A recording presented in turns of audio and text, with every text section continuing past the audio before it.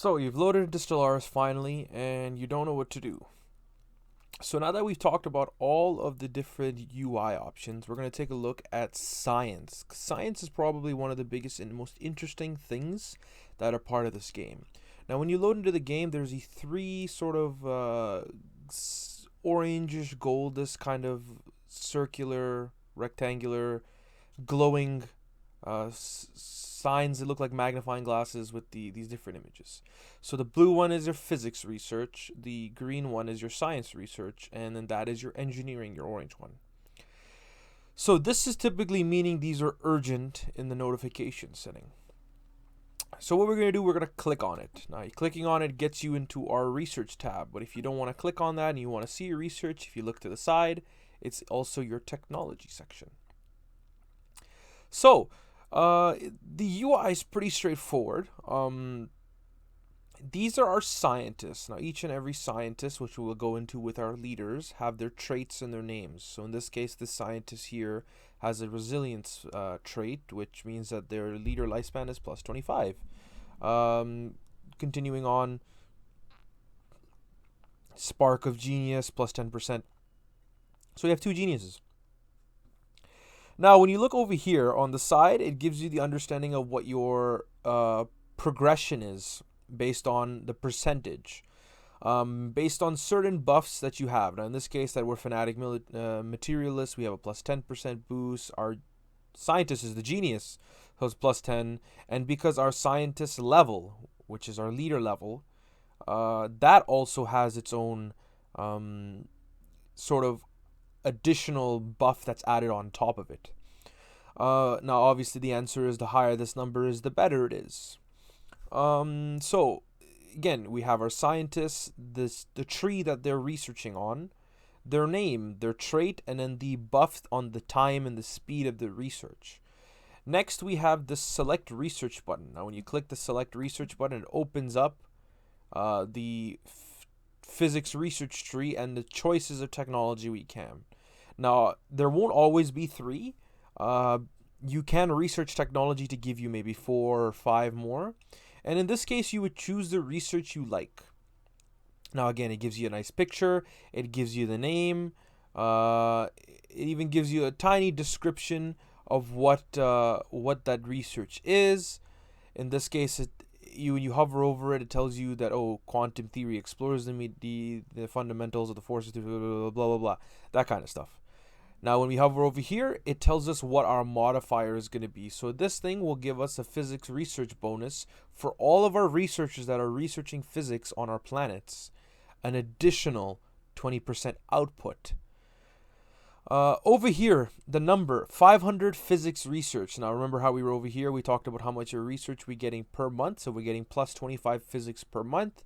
Means that it would take us 17 months in order to get the full 500 physics costs done. Underneath that, we have this trait here. So when you research, when you get new scientists, they have the ability to come with traits. Now in our scientists, they could come with the trait of computing. Now, if you put a computing scientist on here, it allows them to research the specific research faster, but then go with these guys on the normal one, because this one does particles, this one does field manipulation.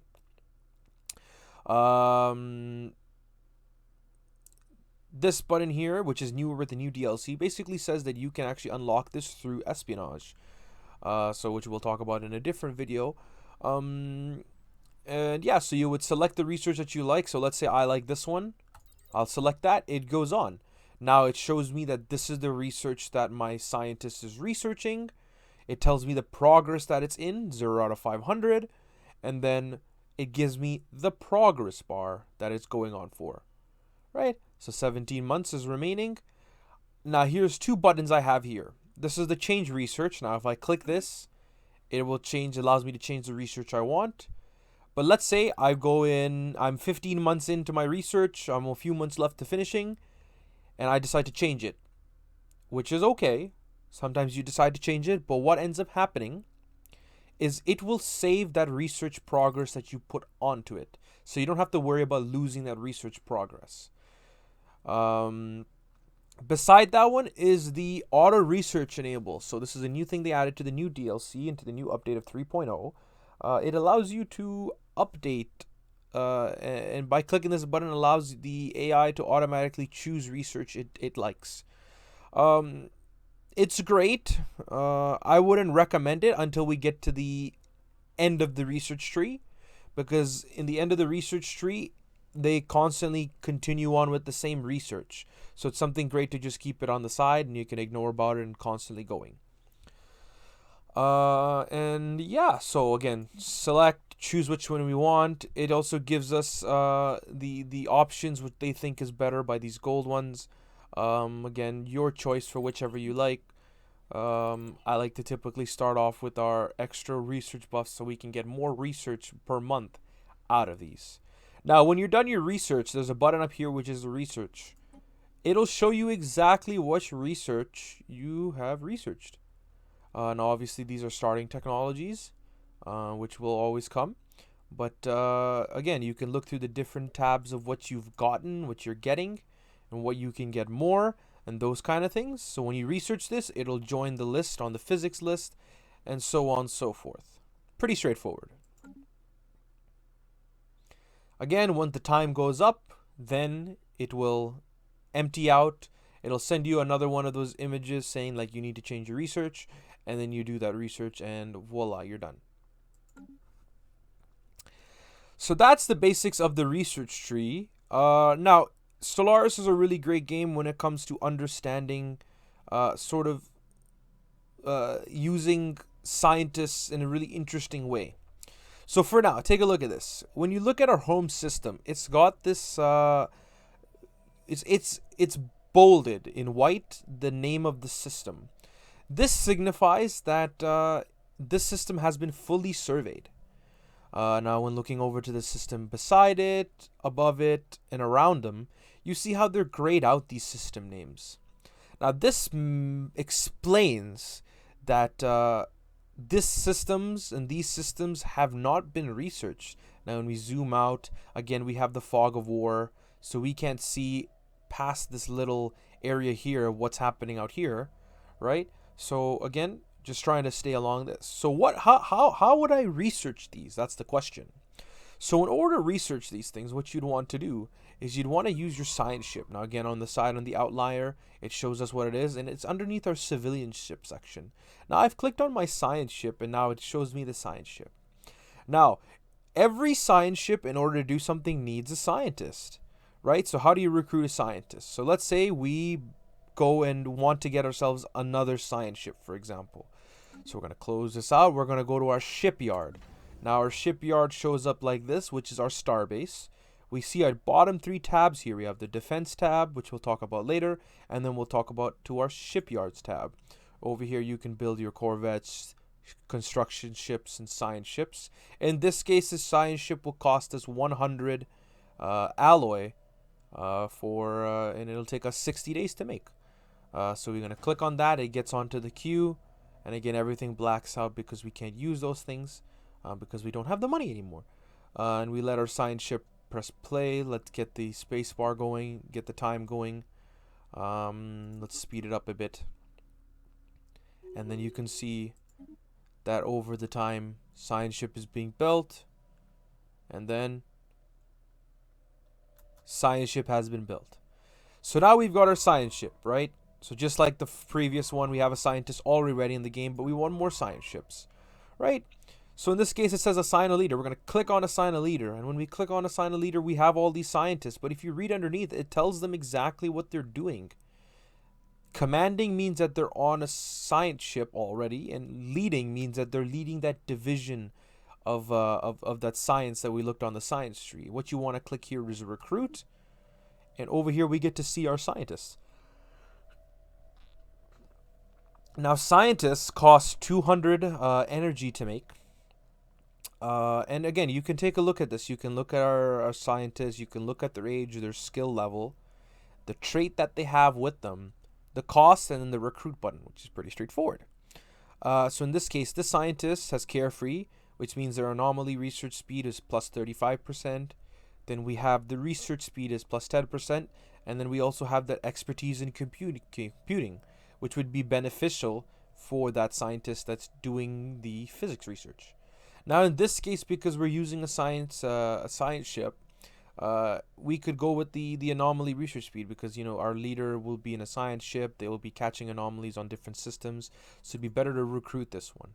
Now that we click recruit, in green it says available. Now what we do is we click the available, and look at that, they've gotten assigned to that science ship. So now that we perfectly assigned that scientist to our science ship, we have to look at a few things to make us understand what the science ship is. So again, the science ship on our map has the picture of the physics logo, so we know which one is ours.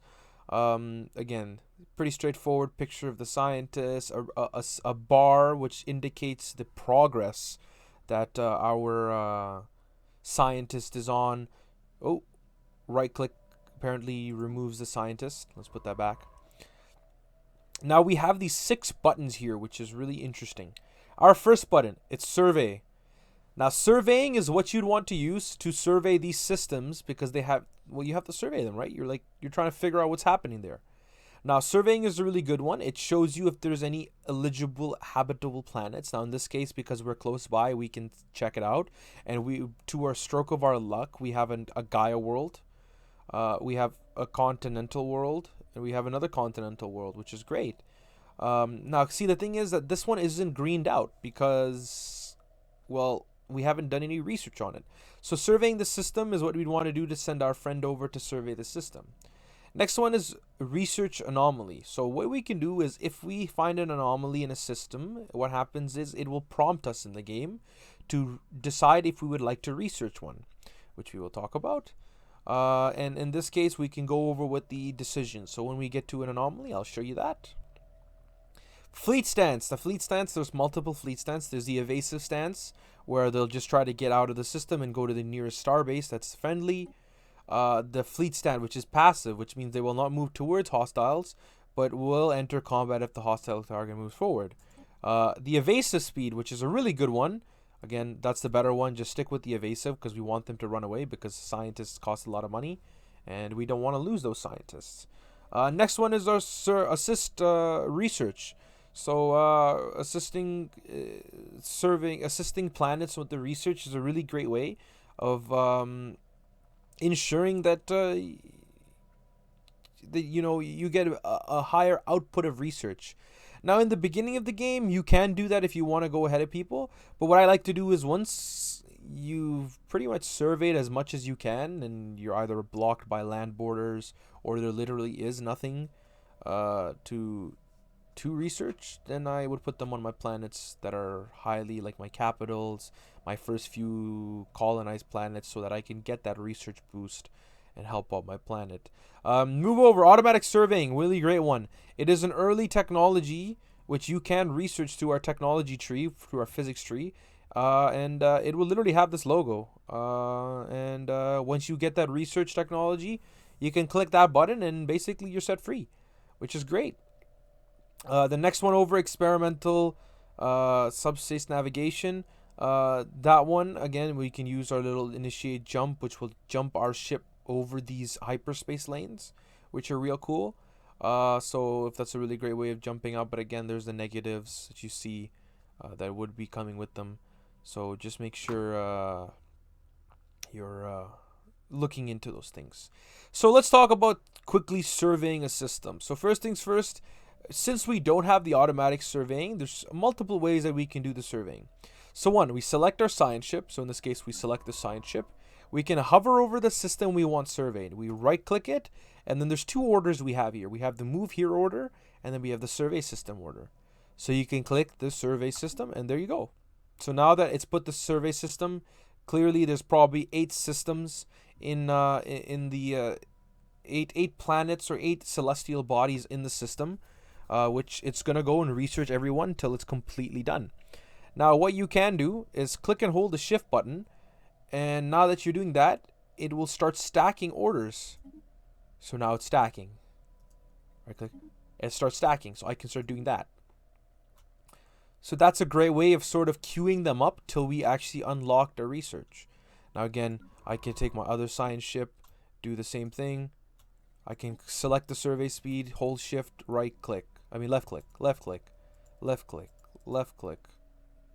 Sort of prepares us for what's actually happening. And what happens is we would just let it play. Now, survey anomaly.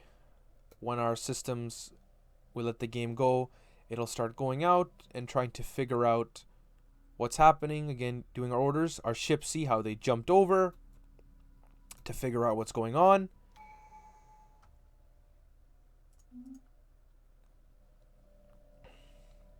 As you can see, they're surveying the system. Now, when one of our science ships starts surveying the system, they start finding resources, which again, we will take a look in a different video, which will probably be our next video. And now in this case, there's these prompts that do come up. So we can do these, read these, take a look. They're real cool, interesting. Situation Wow. log updated.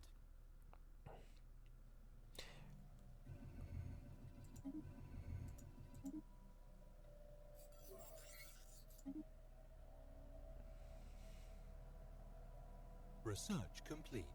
So now, this is a really great example of what happens when we finish one of our research. In this case, we can choose the button to click new research, or while this thing finishes, close the X. It'll automatically prompt us again to like, hey, you got to put a research in. Now we can choose the research we want, like pop growth speed, gives us the 8 months, and it slowly keeps moving on to get faster. Right? So very straightforward. Again, research completed. You can keep choosing your research for what you want. System survey complete. Now, in this case, we just had completed a system. Now, this is a great example of an anomaly. Now, because our scientist was the one who found this, we can initiate 3 options here. We can choose one, which is leave B for now. In this case, what happens, we'll just leave the anomaly and then we can come back to it later. We can change the scientist. Now, maybe the scientist doesn't have a good level, right? And then we have the research button, which explains to us what will be taken into effect. So we have these things over here. It gives us a basic understanding of what's happening. It tells us the relative difficulty. So it's, you know, it's okay. Our scientists can do it, but it's going to have a little bit of difficulty. And then the amount of time it will take for us to finish that. So what you can do is you can click leave it for now, and then you can ignore it and then come back to it later when you have higher level scientists. Or you can click the research button, right? Which will go into the research and follow along the stories that you can follow with. Pretty straightforward, yeah?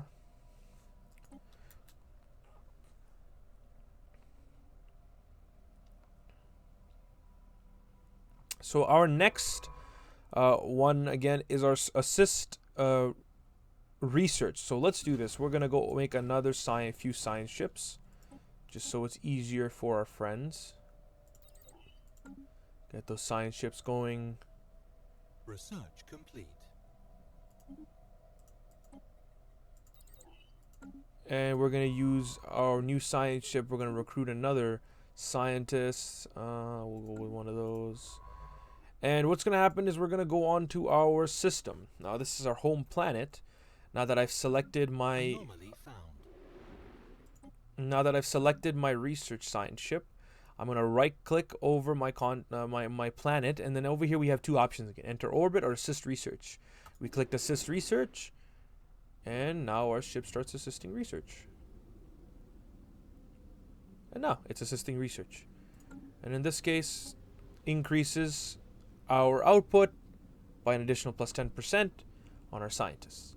Now, continuing on with the science, we have on our planets build slots, which we can build, where